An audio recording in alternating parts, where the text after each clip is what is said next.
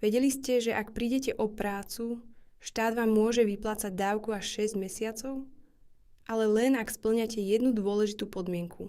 Väčšina ľudí si myslí, že dávku v nezamestnanosti dostane automaticky každý, kto stratí prácu.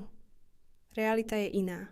Nárok má len ten, kto platil poistenie v nezamestnanosti aspoň 2 roky za posledné 4 roky.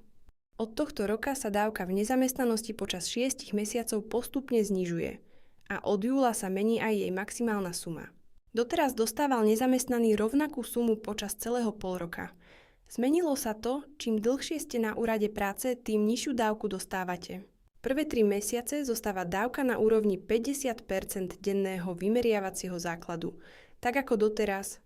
Vo 4. mesiaci klesne na 40%, v 5. na 30% a v poslednom 6. mesiaci už len na 20%. Cieľom je motivovať ľudí, aby si našli prácu čo najskôr. Maximálna možná dávka pri 31-dňovom mesiaci až na 1651 eur.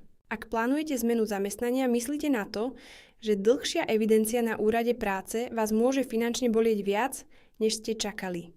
Skontrolujte si aj svojich 730 dní poistenia za posledné 4 roky.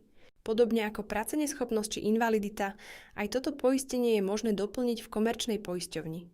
Chcete vedieť, na akú dávku by ste mali nárok práve vy podľa nových pravidiel a v akých prípadoch nezamestnanosti by vás kryla aj komerčná poisťovňa? Napíšte nám.